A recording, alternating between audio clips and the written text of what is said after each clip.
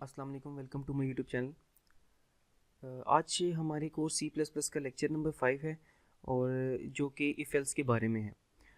Last lecture में हमने comments को बड़ी डिटेल में देखा था और उसके बाद हमने एक छोटा कोड किया था फोर्स का फार्मूला इम्प्लीमेंट किया था। उसके बाद हमने एक वैल्यू यूज़र से ली थी जिसका हमने स्क्वायर प्रिंट करवाया था। एंड देन लास्ट हमने वेरिएबल की डाटा को चेंज करके चेक किया था कि एट द एंड आउटपुट पे उसका क्या इफेक्ट आता है अगर हम विद इन द प्रोग्राम अगर किसी वेरिएबल के अंदर चेंजिंग करते हैं डाटा में। आज का लेक्चर हमारा इफ एल्स के बारे में है और इफ एल्स मोस्ट इम्पॉर्टेंट चीज़ है हमारी प्रोग्रामिंग के अंदर। इम्पोर्टेंस इस तरह मैं बता सकता हूँ आपको कि जो जितनी भी लॉजिक है ना ज़्यादातर आपकी वो इफ एल्स के थ्रू इम्प्लीमेंट करते हैं आप। अगर आप डेली लाइफ से एग्जांपल लें तो लेट से आपने मैच खेलना है तो मैच आप खेलेंगे तो आपका डिसीजन होगा कि अगर वेदर गुड है तो आप मैच खेलेंगे और अगर ये रेनी वेदर है तो आप मैच नहीं खेलेंगे। तो इसमें या यस है या नो है, या मैच खेल रहे हैं या नहीं खेल रहे, डिपेंड कर रहा है वेदर कंडीशन के ऊपर कि वेदर कंडीशन कैसी है। तो सबसे पहले एक चीज़ आई इसमें कंडीशन। तो इफ एल्स के अंदर इफ़ के अंदर आपका कंडीशन का यूज़ होगा कि अगर कंडीशन ट्रू होगी तो वो कोड एग्जीक्यूट होगा इफ़ के ब्लॉक के अंदर, अगर नहीं होगी तो नहीं होगा। अब थोड़ा सा इसको इम्प्लीमेंट करके चेक करते हैं कि ये कैसे है। तो सबसे पहले हेडर फाइल लगा लेते हैं, hash include iostream, then using namespace std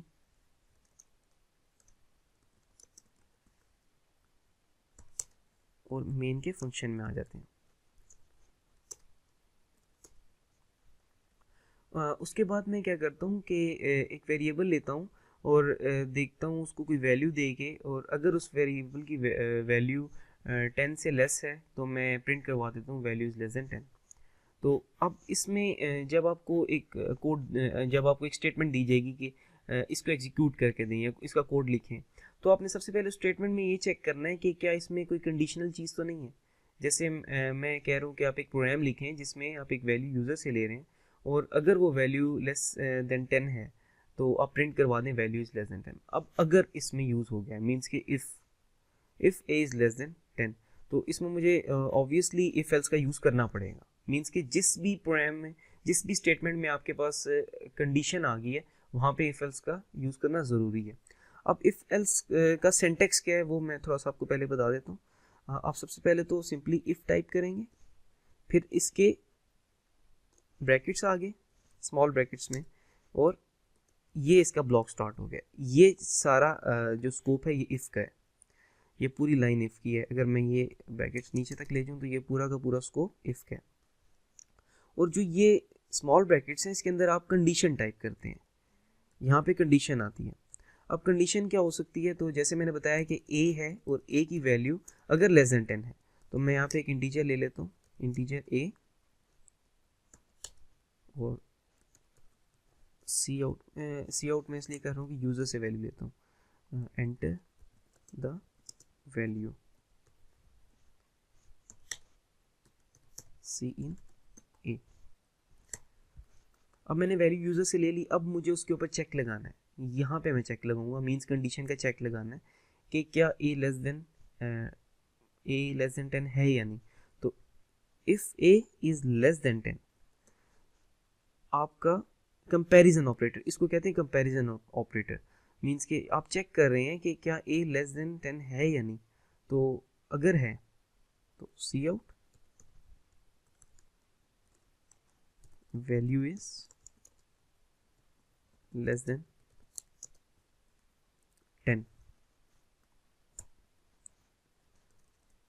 अच्छा, अब इसकी एक चीज़ और भी हो सकती है कि हो सकता है कि वैल्यू लेस देन 10 ना हो, यूज़र बड़ी वैल्यू एंटर कर दे।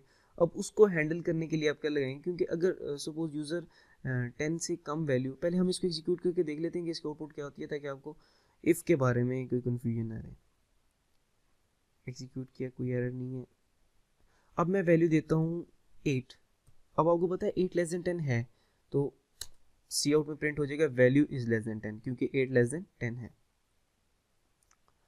पहले मैं यहाँ पे एंड लाइन लगा देता हूँ ताकि कर्सर नेक्स्ट लाइन पे मूव कर जाए और मेरे से इनपुट अगली लाइन पे ले।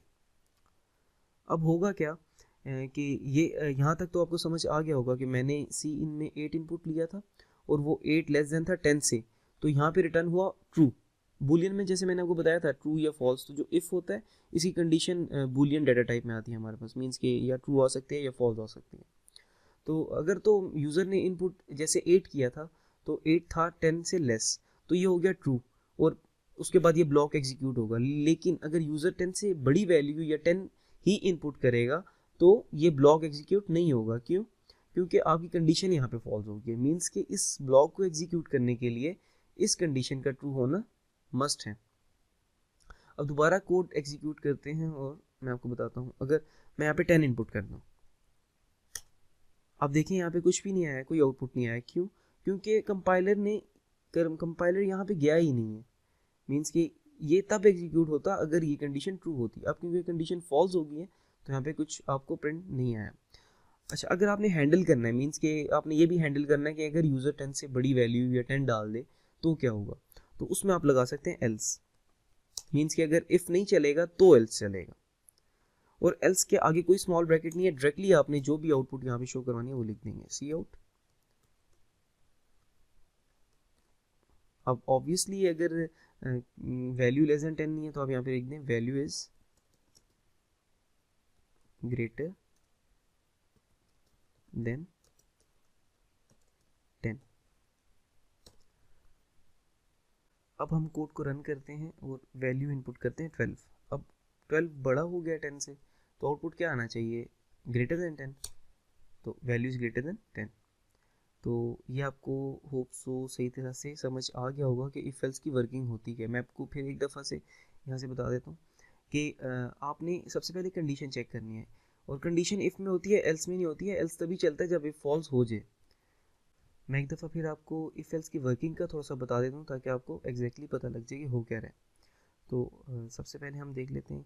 मैंने आपको बताया था कि एंटर द वैल्यू, मीन्स कि यूज़र से वैल्यू हमने ले ली सी इन में।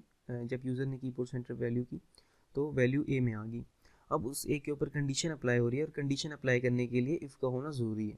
और कंडीशन अप्लाई करके मैं चेक कर रहा हूँ क्या ए लेस देन है 10 से, तो अगर होगा तो ही वो इस ब्लॉक के अंदर आएगा और सी आउट करवाएगा कि ए लेस देन 10 है। और अगर ये कंडीशन फॉल्स हो जाती है, मीन्स कि ए से बड़ी वैल्यू को इनपुट कर देता है, तो एल्स में आ जाएगा डायरेक्टली और सी आउट कर देगा कि वैल्यू ग्रेटर देन 10 है। तो ये एक सिंपल कोड था इफ एल्स का। अब इस पर आप डिफरेंट कंडीशंस अप्लाई कर सकते हैं। अगर आपने दो वेरिएबल्स को देखना है कि इनमें से वेरिएबल बड़ा कौन सा है या इनमें से वेरिएबल छोटा कौन सा है, तो इसी कोड को एडिट करके देखते हैं कि दो वेरिएबल्स को या दो वैल्यूज जो यूज़र दे रहा है उसमें से हम बताएंगे कि उसने बड़ी इनपुट कौन सी की है। एंटर सेकंड वैल्यू, और इसको एंटर द फर्स्ट वैल्यू कर देते हैं। यहाँ पे हमें एक वैल्यू और लेनी पड़ेगी बी, क्योंकि अब यूज़र से हम दो वैल्यूज ले रहे हैं। लाइन को एंड करते हैं और सीन कर लेते हैं बी। नो अब मैंने वेरिएबल्स को आपस में क्या करना है, कंपेयर करना है। तो कैसे करेंगे, मैं कहता हूँ कि इसमें से ग्रेटेस्ट कौन सा, हम ये निकाल लेते हैं कि इनमें से ए बी में से ग्रेटेस्ट कौन सा है। तो if A is greater than B,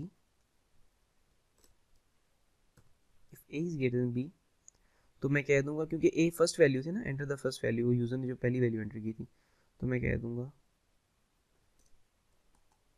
first value is greater.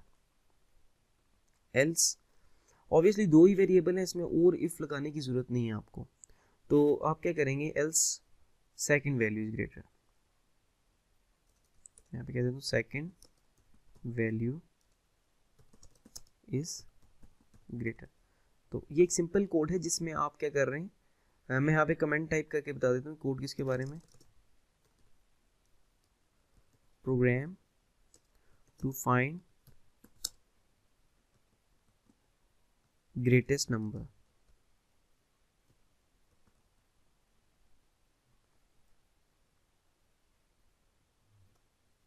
अब मैं फर्स्ट नंबर देता हूँ 10, सेकंड नंबर देता हूँ 20, सेकंड वैल्यू इज ग्रेटर। तो मुझे प्रोग्राम ने बता दिया कि जो सेकंड वैल्यू है वो ग्रेटर है।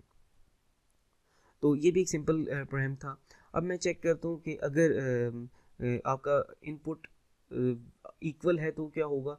तो मैंने यही प्रोग्राम को बिल्कुल सेम रखते हैं, हम कंडीशन का चेंज करते हैं कि अगर दो इनपुट्स इक्वल आ गए तो हम बता देते हैं कि इनपुट्स आर इक्वल, और अगर नहीं है तो इक्वल नहीं है। तो अब हम क्या करेंगे, अच्छा अब ये कंपैरिजन लेस देन और ग्रेटर देन का तो आपको समझ आ गया होगा। अब सिंपल हम इक्वल टू भी चेक कर सकते हैं, और इक्वल टू में सिर्फ ये नहीं करेंगे, मीन्स कि ये मैंने आपको बताया था असाइनमेंट ऑपरेटर है। डेट हमारे लेक्चर 2 में मैंने आपको बताया था कि असाइनमेंट कैसे होती है एक वेरिएबल के अंदर। तो ये इक्वल सिंपल आप एक नहीं डाल सकते, जब एक और इक्वल आप डालेंगे तो इसका मतलब है कि ये आप चेक कर रहे हैं कि क्या if A truly equal to B है या नहीं। इसको ट्रूली इक्वल कहते हैं और एक कंपैरिजन ऑपरेटर है। हम इसमें कंपैरिजन कह रहे हैं, ए के अंदर जो इनपुट पड़ा है उसको लेके और बी के अंदर जो इनपुट पड़ा है उसको लेके। अगर ये दोनों इक्वल होंगे तो मैं कह दूंगा both the values are equal. Else अगर नहीं है तो वैल्यूज आर नॉट इक्वल। अब इस कोड को एग्जीक्यूट करते हैं। अब मैं अनइक्वल वैल्यूज देके चेक करता हूँ, एक 10 दे देता हूँ, एक 5 दे देता हूँ, तो वैल्यूज आर नॉट इक्वल। इसी तरह अब मैं क्या करता हूँ, 4 दे देता हूँ, फिर 4 दे देता हूँ, तो both the values are equal. तो ये एक सिंपल प्रोग्राम है। तो देखिए अब लॉजिक इंप्लीमेंट होना शुरू हो गया है कि मैं चेक कर रहा हूँ कि क्या मेरे नंबर्स इक्वल है ही नहीं, और हमारा प्रोग्राम बिल्कुल ठीक वर्क कर रहा है इफ एल्स के ऊपर।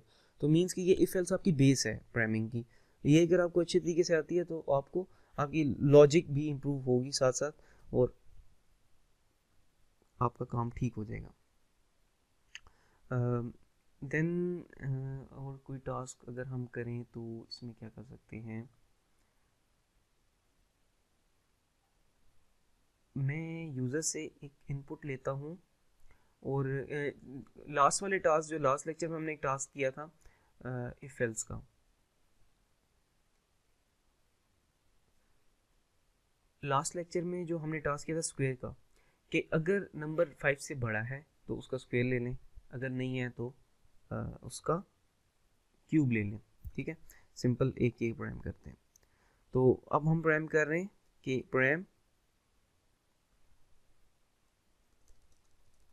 If number is greater than 5, तो हम क्या करेंगे,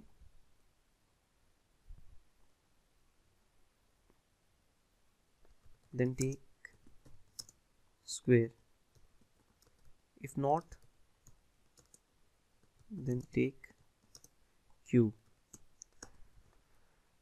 तो हम कमेंट मैंने अब जैसे कमेंट में बता दी कि मैं क्या करने लगा हूँ। अगर हमारा नंबर ग्रेटर है 5 से तो हम क्या करेंगे, ये कमेंट में आप इसलिए टाइप कर रहा हूँ कि आपको समझ आ जाए। मींस कि हमने लास्ट लेक्चर में क्योंकि इम्प्लीमेंट किया था, तो ये इसीलिए है, मेरा मकसद ये है इसको लिखने का कि आपको पता होगा कमेंट का बेसिकली इस कोड के अंदर कोई वो नहीं है कि ये इसको इन्फ्लुएंस कर रहा है कोड को।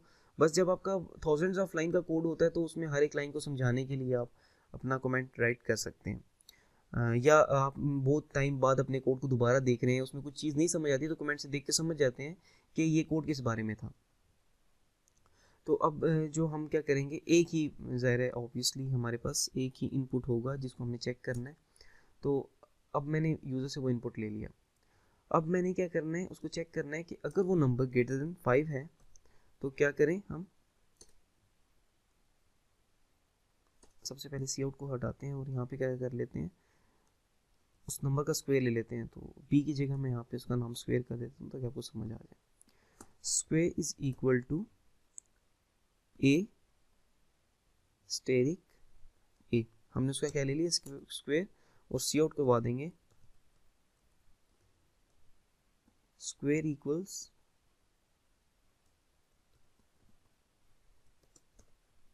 साथ में वो वेरिएबल जिसमें स्क्वायर की वैल्यू आ गई है। अगर ऐसा नहीं है तो मैंने आपको बताया था कि क्यूब लेना है, तो यहाँ पे हम क्या कर लेंगे, क्यूब ले लेंगे। तो क्यूब के लिए एक और वेरिएबल मैं यहाँ पे यहीं पे मल्टी वेरिएबल्स को कैसे डिक्लेयर करवाते हैं, मल्टीपल वेरिएबल्स को, वो भी मैंने आपको सेकंड लेक्चर में बहुत डिटेल में बताया। तो ये मल्टीपल वेरिएबल डिक्लेरेशन है।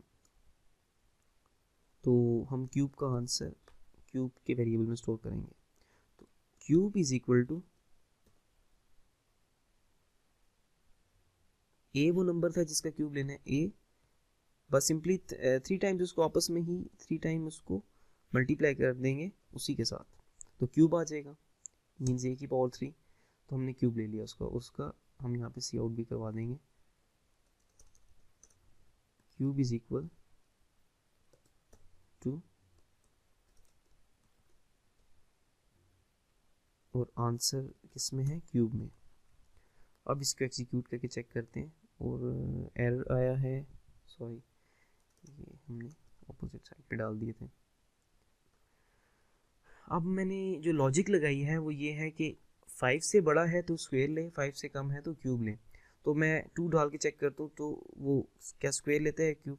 2 एंटर किया तो उसने क्या लिया, क्यूब लिया, क्योंकि 5 से छोटा था 2। यहाँ पे कंपाइलर आया, यहाँ पे पहले वैल्यू ली, चेक किया कि क्या 2 इज़ ग्रेटर देन 5, नो, यहाँ पे फॉल्स रिटर्न होगा क्योंकि 2 ग्रेटर नहीं होता, 5 से लेस होता है। तो क्या करेगा, यहाँ पे इस चीज़ को एग्जीक्यूट ही नहीं करेगा, वो डायरेक्ट एल्स पे आएगा और उसका क्या कर लेगा, क्यूब कर लेगा। इसी तरह अब दोबारा से हम 5 एंटर करते हैं, 6 एंटर करते हैं।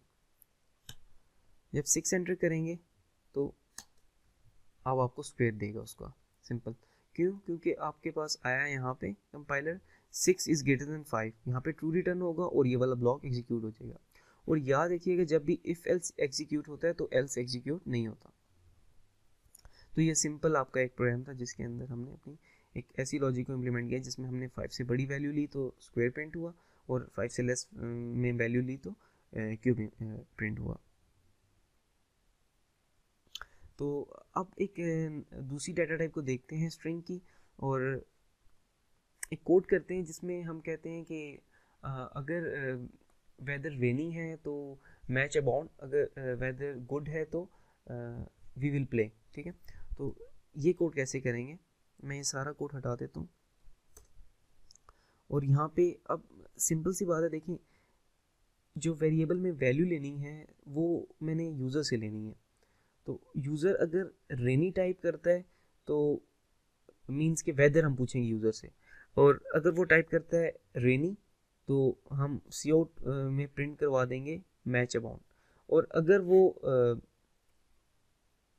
इनपुट करता है गुड तो हम टाइप करवा देंगे कि वी विल प्ले टुडे। तो अब ये कोड कैसे करेंगे, तो सबसे पहले स्ट्रिंग,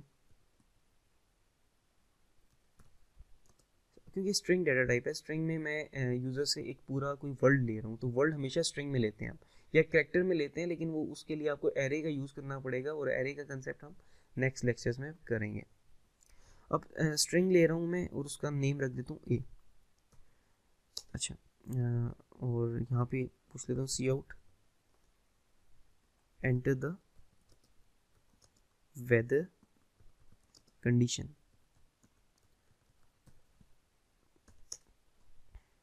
सी इन, और ए में ही मैंने इनपुट ले लिया। अब मैं चेक करूंगा इफ आपका जो वेदर है मींस ए, मैं यहाँ पे वेरिएबल का नाम वेदर लिख देता हूँ ताकि आपको अच्छे से समझ आ जाए।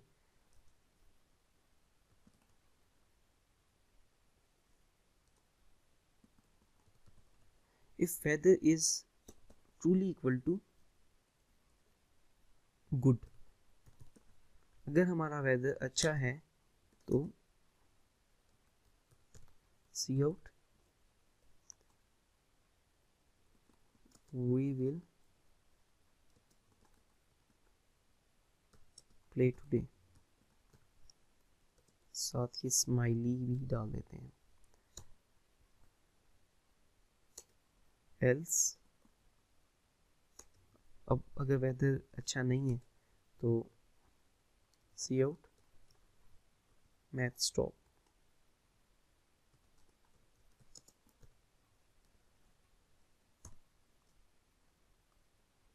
अच्छा, अब ये जो कोड है ना, इसको एग्जीक्यूट करने से पहले ही मैं आपको बताता हूँ कि इसमें एक एरर आएगा। एरर क्या आएगा मैं आपको बताता हूँ। ये मैंने एग्जीक्यूट किया, यहाँ पे एरर आया। एरर क्या आ रहा है कि ए was not declare in the scope. क्यों? क्योंकि मैंने स्ट्रिंग वेदर डिक्लेयर किया था, मैंने नेम चेंज कर दिया था, तो उसकी वजह से यहाँ पे ए डिक्लेयर्ड ही नहीं है, तो एरर देगा ज़ाहिर है। आपने ए की ना कोई डाटा टाइप रखी ना कुछ, तो ए को सिंपली सी इन में यूज़ कर दिया, तो ऐसा नहीं हो सकता। हमें यहाँ पे वेदर ही यूज़ करना पड़ेगा।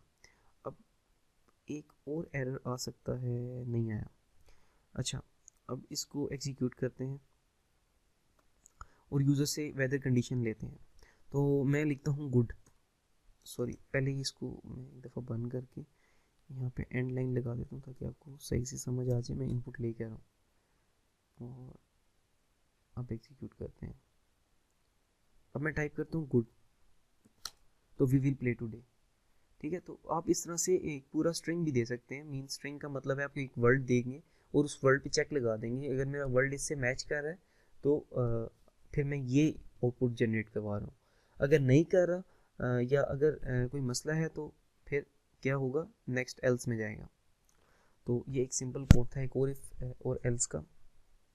अच्छा, अब अगर कंडीशंस ज़्यादा हो जाएं, मीन्स के आपने एक ही कोड के अंदर दो तीन चीज़ें चेक करनी है, तो अब हम तीन वैल्यूज़ मीन्स के तीन ऐसे नंबर्स लेते हैं और चेक करते हैं कि इन तीनों में से बड़ा कौन सा है।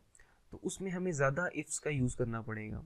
तो मैं रिकमेंड करूँगा कि ज़्यादा इफ्स का यूज़ करने के बजाय एक नई चीज़ है एल्स इफ, उसका हम यूज़ करेंगे। मैं सिंपल है बिल्कुल, यहाँ पे आपको बता देता हूँ कैसे। हम यूज़र से टेम्परेचर लेते हैं और टेम्परेचर की बेसिस पे बताएंगे कि आज की वेदर कंडीशन क्या है। मीन्स कि अगर यूज़र सेल्सियस में 14 पुट करता है तो हम लिख देंगे इट्स टू हॉट। अगर वो 13 पुट करता है तो लिटिल हॉट। अगर वो 25 इनपुट करता है तो वेदर इज़ प्लेजेंट। अगर वो 15 इनपुट करता है तो weather is today is cold. तो हम इसके लिए कोड टाइप करते हैं। सबसे पहले लाइब्रेरी लगा लेंगे।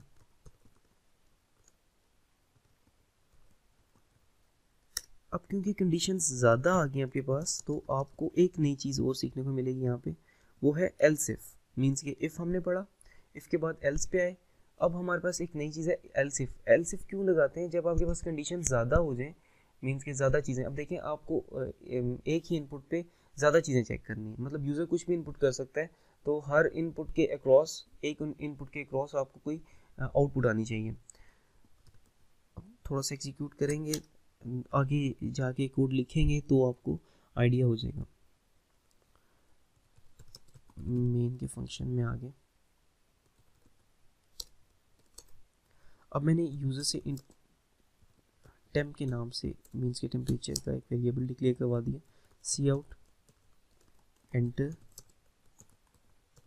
टेम्परेचर,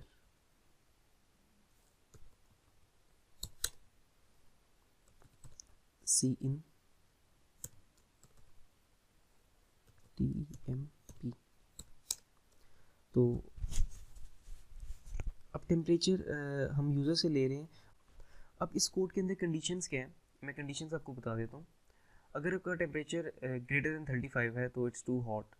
अगर आपका टेम्परेचर 30 से 35 है तो इट्स हॉट। अगर आपका टेम्परेचर 25 to 30 है तो हम कह देंगे कि वेदर इज़ प्लेजेंट।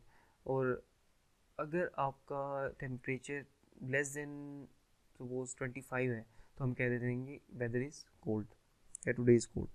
तो अब कैसे करेंगे इस कोड को? तो सबसे पहले मैं इफ़ लगाऊंगा और इफ़ में जाके बोलूँगा कि इफ़ टेम्परेचर इज़, सबसे पहले हमने क्या देखना था, 35 से ज़्यादा है तो क्या होगा चलिए मैं इक्वल भी रख लेता हूँ, यानी 35 भी हो तो भी हॉट होगा। तो if greater than equal to भी हम रख के चेक कर सकते हैं, मीन्स कि उस वैल्यू को इन्वॉल्व कर सकते हैं साथ में। अगर मैं सिर्फ ग्रेटर रखता तो 36 से स्टार्ट होता, मीन्स कि 36 से 35 से ऊपर यानी 36, और 36 से आगे जितनी भी वैल्यूज़ हैं वो ग्रेटर में आती। तो if temperature is greater than equal to 35 का मतलब है कि 35 को भी इन्वॉल्व कर दिया, मीन्स कि अगर यूज़र 35 भी इनपुट करेगा तो भी वो क्या सी आउट करवाएगा,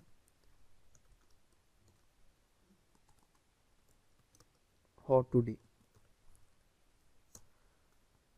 नाउ अब अगली कंडीशन, अब क्योंकि कंडीशन ज़्यादा है अगर, तो इसके अलावा हमने सिर्फ लिखना होता कि कोल्ड टुडे, तो मैं एल्स लगा देता, लेकिन वो कह रहा है कि नहीं, कंडीशन ज़्यादा है। अगर 30 से 25 से 30 के 34 के बीच में है, तो हम क्या करेंगे, लिख देंगे कि, या 30 से 34 है सपोज, तो हम लिख देंगे हॉट।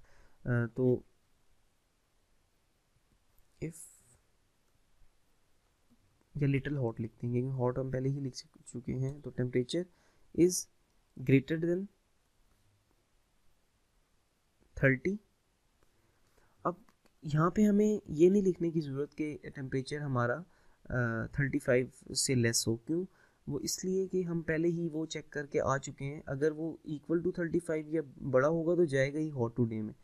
हमें सिर्फ यहाँ पे ये लगाना है कि 30 से बड़ा हो, if temperature is greater then 30। तो क्या होगा, सी आउट, मैं लिख देता हूँ लिटिल हॉट।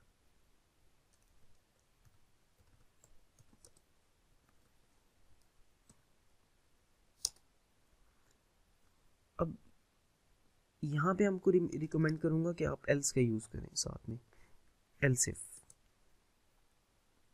ये भी सेम इफ़ की तरह चेक करता है, बस आप एल्स इफ का यूज़ करके कंडीशन का यूज़ कर सकते हैं। जो सिंपल एल्स था वहाँ पे आप कंडीशन का यूज़ नहीं कर सकते थे, मेन डिफरेंस ये है। और इफ़ के बाद ये लाजमी एग्जीक्यूट होता है साथ में, तो इसलिए आप एल्स इफ का यूज़ करें, ज़्यादा अच्छा है। फिर एल्स इफ आप समझ लें कि बिल्कुल इफ़ ही है, इसमें कोई ज़्यादा डिफरेंस नहीं है। बस ये इसके बाद चेक होके इसमें आएगा, फिर इसको चेक करके अगर ये ठीक हुआ तो इसको एग्जीक्यूट करेगा। इसी तरह मार्क्स को भी चेक कर सकते हैं। अगर आप स्टूडेंट के मार्क्स 90 हैं तो ग्रेड ए प्रिंट होना चाहिए। ये हम नेक्स्ट उसके अंदर कर लेंगे, नेक्स्ट वीडियो लेक्चर में। सबसे पहले अभी इस कोड को कंप्लीट कर लेते हैं। अब 30 तक चेक हो चुका है आपका, मीन्स के मैं यहाँ पे इक्वल भी लगा लेता हूँ ताकि 30 को भी इन्वॉल्व कर ले। मीन्स 30 टू 34 चेक हो चुका है, और अगर 30 टू 34 के बीच में आता है तो लिटिल हॉट।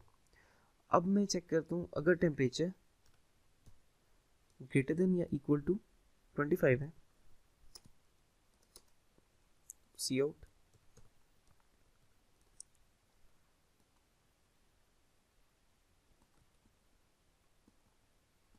प्रेजेंट।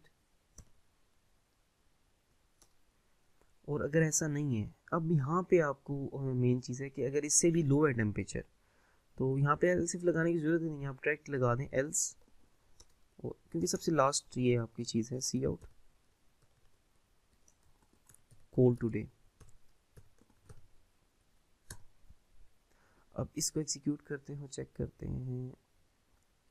अब एंटर द टेम्परेचर, टेम्परेचर हम दे देते हैं जी, सपोज 40 दे देता हूँ मैं, तो हॉट टुडे। तो लॉजिक बिल्कुल सही चल रही है। उसके बाद दोबारा एग्जीक्यूट करते हैं और मैं देता हूँ 28। अब 25 टू 30 मैंने क्या रखा हुआ था, प्लेजेंट, तो प्लेजेंट। इसी तरह दोबारा एग्जीक्यूट करते हैं और टेम्परेचर बहुत ही कम दे देते हैं, मींस 0, तो कोल्ड टुडे। ठीक है, -3 देते हैं, कोल्ड टुडे। मींस कि जितनी भी वैल्यूज़ आप 25 से कम देते जाएंगे वो उसको कोल्ड पे लेके जाता जाएगा। यहाँ पे लास्ट 32 देते हैं तो लिटिल हॉट। तो होप सो ये कोड आपको अच्छे से समझ आ गया होगा। और इफ़ एल्स इफ़ और ये एल्स इफ़ है क्या, ये भी आपको सेम इफ़ ही है, इसमें ज़्यादा कोई डिफरेंस नहीं है। और एल्स फिर लास्ट में एग्जीक्यूट तभी होगा जब ये सारे ही सारे रॉन्ग होंगे। मीन्स कि जब तक अगर इनमें से एक भी ठीक हुआ तो एल्स नहीं चलेगा, लेकिन अगर ये सारे रॉन्ग होंगे तो एल्स चलेगा। और एल्स इफ़ में और एल्स में क्या डिफरेंस है कि एल्स जो होता है उसमें कंडीशन नहीं यूज़ होती, वो डायरेक्टली इफ़ के बाद खुद ही अगर इफ़ रॉन्ग हो जाए, मीन्स कि इफ़ की कंडीशन फॉल्स हो जाए तो एल्स एग्जीक्यूट हो जाता है। लेकिन एल्स इफ़ क्या होता है कि अपनी कंडीशन को चेक करता है, और अगर यहाँ पे फॉल्स या ट्रू उसके अकॉर्डिंगली ये फिर एग्जीक्यूट होता है कि अगर तो ट्रू है तो एग्जीक्यूट, जिस तरह बिल्कुल सेम इफ़ है, सेम वही चीज़ एल्स इफ़ है। तो इसमें कोई कन्फ्यूजन की कोई बात नहीं है। होप सो आज का लेक्चर आपको समझ आ गया होगा। अगर कोई आपको क्यूरी है इससे रिलेटेड तो आप मुझे कमेंट सेक्शन में बता सकते हैं। इस वीडियो लेक्चर में एलसिफ का कुछ एक दो टास्क और परफॉर्म कर लेंगे ताकि ये आपकी बेस जो है ये स्ट्रॉन्ग हो जाए एलसिफ के बारे में, क्योंकि लॉजिक आपकी ज़्यादा यहीं से इम्प्लीमेंट होनी है। और उसके बाद हम नेस्टेड इफ़ पढ़ेंगे कि नेस्टिंग कैसे होती है इफ़ की। और देन फिर हम लॉजिकल ऑपरेटर्स के बारे में थोड़ा पढ़ लेंगे कि इफ़ एल्स में लॉजिकल ऑपरेटर्स को कैसे आप टोटली एग्जीक्यूट कर सकते हैं, यूज़ कर सकते हैं। तो आज तक के लिए इतना ही था। अगर आपको वीडियो पसंद आई है तो उसको लाइक करें, चैनल को सब्सक्राइब करें और ज़्यादा से ज़्यादा शेयर करें। बेल आइकन को ज़रूर प्रेस करें ताकि मेरी नेक्स्ट वीडियोस के नोटिफिकेशंस आपको टाइमली मिल जाएं। आज तक के लिए इतना ही था। अल्लाह हाफिज़।